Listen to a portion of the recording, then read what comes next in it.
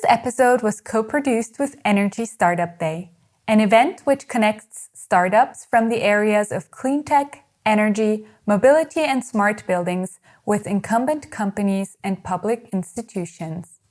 Every year, Energy Startup Day also gives out 3 awards: the Public Choice Award, Investor's Choice and Expert's Choice. Last year's winners were Insolight, Echnaton and Blue Act Technologies. And over the next 3 Mondays, we'll be sharing our conversations with each of the 3 founders. If there are any other bonus series you would like to see from us, feel free to drop us a line at info@swisspreneur.com. This is a way not only to be efficient, but also to decrease a bit the pressure that can be on one or the other.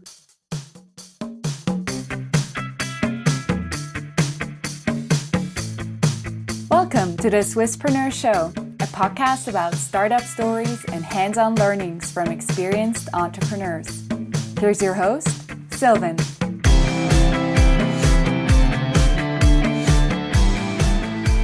Laurent, a warm welcome to the Swisspreneur Show. It's a pleasure to have you here today. Hello, good morning. Glad to be here as well. You are the co-founder and CEO at Insolight, a Lausanne-based company that aims to reinvent solar energy harvesting with innovation in optics. And as a result, you actually create solar panels with record efficiency. So of course, we want to know more about that. But to get started, what actually motivated you to start your own company in the first place? Yes, so we started Insolight in 2015, so already 5 years ago. With the goal to bring a new solutions to the solar market that can help the energy transition and also contribute to the fight against climate change. So that was really our ambition to develop the next generation of solar modules with my co-founders. And if you actually walk us through the exact problem that you solve, can you go a bit into more detail? What's the specific thing that you solve with Insolight? Yes, sure. So the solar panels are already it's an industry that is already in place and very good. There are big companies producing millions of meters square every year, and the idea here is to find other solutions that could complement this existing one by having modules that have higher efficiency. That's one thing, always improving performance, which improves the return on investment, as well as having other features such as translucency. And this is exactly what we bring to market, is a highly efficient and translucent module that doesn't really exist otherwise on the market. And the way we achieve this is by a bit rethinking the whole technological concept. So our solar modules are rather based on optics. They can concentrate light a bit like a magnifying glass, whichever the sun orientation is. And creating this focal point allows you not only to boost the efficiency, but also to use much less solar cell material and use the ones that are the most efficient currently. Fantastic. That's a real innovation right there. And you also mentioned the energy transition that is actually happening right now. So please also quickly explain, how do you actually contribute to the energy transition? Yes, so the goal by deploying solar modules is obviously to replace other electricity sources. Currently in Europe, we're still using fossil fuels, even coal, and this has a big carbon impact. And obviously, if you use solar panels, whichever technology, the carbon impact is way lower. It's an order of magnitude lower. So in that sense, that's the biggest contribution to climate change. And in the use case that we target in what we call agrivoltaics, where the modules are mounted on top of greenhouse or replacing plastic tunnels, we can also save on plastics. And this is another source of CO2 savings. Awesome. And, an entrepreneurial journey is seldomly a lonely journey. So we also want to get to know your team a bit better. So who is part of your team and what experience does your team bring to the table? Absolutely. So it's a key thing in this kind of journey that are overall quite long and to not be alone. So we started the company being 3 co-founders with Mathieu, who is CTO of the company, and Florian, who is the COO. And both, all of us, let's say, from the beginning, tried to carve a role in which we were specializing and mastering, let's say, this company aspect. And this is a way not only to be efficient, but also to decrease a bit the pressure that can be on one or the other. So on my side, I took responsibility for the fundraising as well as the initial market entry plan. I could really rely on Mathieu and Florian to do the product development and the technology development, and that was very helpful. And then we grow the team now to 15 members. Again, trying to keep this mentality of having everyone accountable for something, and everyone has a key role in the team, from building the modules to testing them to installing them on pilot at customers. And let's also talk about the recent milestones. Is there anything that you can share about milestones that you recently achieved with Insolight? Yes, so 2020 was, of course, a special year with the pandemics, but it was also in some ways a good year for Insolight. We reached different milestones. One was that we could log the first purchase orders from industrial customers to deploy our modules on large-scale installations. That's a very big achievement to finally enter the market. And at the same time, launching the production with key partners. So we launched this summer the pre-series production, what we call pre-series, with the aim to build 100 modules this year and 1,000 next year. On the financing side, we are also able to close our Series A round last July at 5 million. And this is also key to finance and fuel this whole effort of bringing the technology to market. Amazing. I mean, these are really big milestones. So congratulations on achieving those. And despite the ones that you just mentioned, there you have also been selected as the award winner of the public award at the Energy Startup Day in December 2020.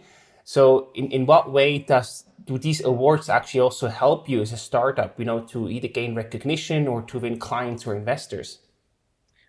It's of course, awards are not the final goal, but it's a very, of course, pleasant and also very important for the visibility of the startup to get such kind of recognition. So it's a big honor for us first, especially to get the public vote. And then I think it's also for the team a big testimonial of what we are doing is on the right way. It's lengthy efforts that are paying off. And it's, of course, very important to get this kind of recognition and as well as visibility. So we are very delighted to have been nominated. And we hope we can build on that and reach the next milestones and that people talk even more about Insolight in the future. Awesome. We know interruptions are rude, so we'll make it quick. The more positive ratings we have, the more people we can reach. So if you want to hear more from the Swisspreneur team, give our show a rating on Apple Podcasts. It only takes a minute. Let's also quickly look at the competitive landscape. In the solar industry, we hear often that there is fierce competition from China, for example. So is there any competition that you see on the market side for Insolight? Yeah, this is very true what you said. So I think the first thing to acknowledge is that currently the existing solar modules are very good. They are very low cost. They are produced in mass. The processes are mature. And the efficiency is decent. It's in the range of 20%. So we are, let's say, competing with a commoditized solution. And our goal is really to go in the segment where this solution is not satisfying, which means that we are not going to compete in every single solar installation with solar modules, for instance, the ones produced in China, but rather target use case where those modules are not well suited. And this is why we decided to enter this agrivoltaic market, because there it's not only about low cost or performance production of electricity, it's also about protecting crops and being translucent to optimize the crop's growth at the same time that you generate electricity. And the second modules for that use case are really not optimized. So this is the approach we have, is to bring a new solution, in that case combining high efficiency and translucency that mainstream modules cannot simply do, and open up new deployments as well as a new market segment. Absolutely right. And that's also a great differentiator, I would say, at least from the outside perspective. And you mentioned you've already been active for 5 years now. And I can imagine that along those 5 years, you had quite some challenges to solve to get to where you are today. So what was the toughest challenge you had to overcome with your company so far? Yes, so it was, we went through the different stages of technology validation, going from a lab prototype to now production and installation outdoor. And this takes lots of resources and time as well, as the funding was not unlimited. So we had to go step by steps and validate every new development one after each other. So it's a lot of patience, of course, on the technical side. And on the business side, it's also difficult at the beginning when you don't have something in the hands to sell. And we saw really that since we have now those pre-series modules in production and we can bring them to customers, this is a game changer, also to convince the market. So we have the feeling that the curve can be a hockey stick kind, where once you are in production and you start deploying, the revenues and also the number of installation can grow up very quickly. Right. And in that regard, I also wonder if you face any challenges due to the not liberalized energy market in Switzerland. Is that an issue or a challenge for you, or is that not really relevant? It's something we are not yet sensitive as the moment we are working with our customers, our project developers, so people that will install and run PV installations for maybe 20 or 25 years. And in that sense, they are more exposed than us to the price of electricity and the conditions of the electricity market. However, what we face is that it's a fairly conservative market. Even the microgrid and so on are not yet, let's say, adopted in Switzerland, and this is something that could hinder solar community and solar deployments in the future. So, and this will impact us in some ways. So for sure, we are following closely any regulations that are pushing for solar deployments and having the solar electricity valued at the right level, because it's not very fair to compare coal-based electricity, which has a huge carbon footprint, with renewable electricity that has almost none. And we think regulation will come to correct this, let's say, also on the prices. Right. Yeah, that actually makes a lot of sense. We talked about the award that you won at the Energy Startup Day before, but you actually also participated at the Energy Startup Day. So from your perspective, does the Energy Startup Day make a difference? Is it important to you as an event? Yes, I would say even more this year, as with the pandemics, it's difficult to travel, and we really try to still access the customer we can, meaning in Switzerland it's easy to access customers, investors still. And for us, this event was key for that reason this year, just to be present on the national level and at least maintaining contacts with with our local partners. So for that reason, it was a very good event, and I have to say it was held remotely but very well organized, which was at the end very fruitful. So thanks to the organizers, of course, for that. Now we talked a lot about the past. We also want to have an outlook into the future. So what are your plans with Insolight? What can we expect from you over the next 12 months? Yes, I hope many exciting things. So of course, as I said, the goal now is to make large-scale deployment with customers. In that sense, we plan to build and sell 1,000 modules next year. to deploy them with key customers and validate the agrivoltaic use case, where the modules are used as a crops protection and optimize the electricity production, but also the agricultural yield. That's the two features that we provide. And for that, you need to pilot, you need results, and 2021 will be a cornerstone in that sense. And once these pilots are running, they act as a foundation to get to much bigger orders, so talking in megawatt scale, and where we will suddenly ramp up the production to maybe 10,000 or more directly to feed the customer.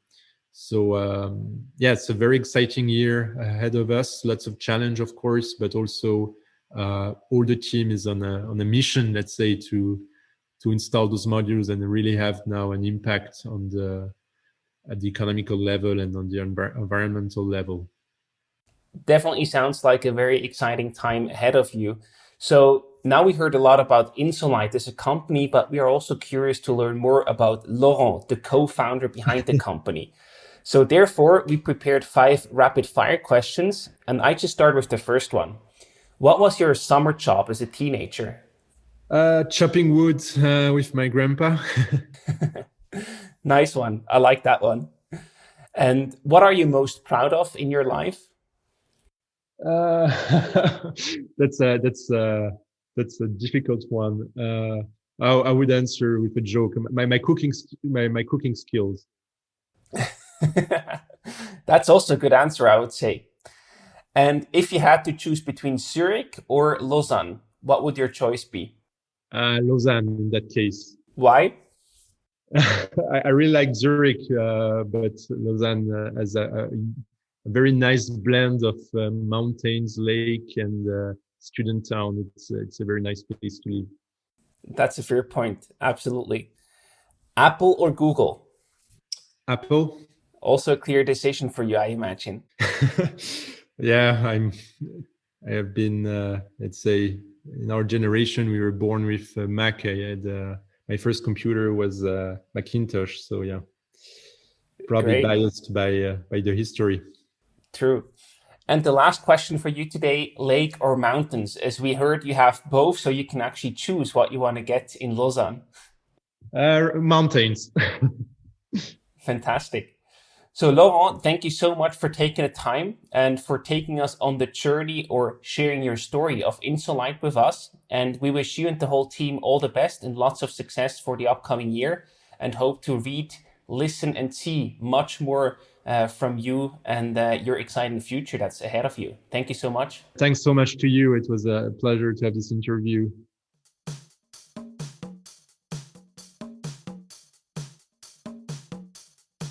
Thank you for tuning into today's episode. Stay connected with the Swisspreneur community through our LinkedIn and Instagram profiles. Make sure to subscribe to our show on whatever podcast platform you're using. See you next week for a brand new episode of the Swisspreneur Show.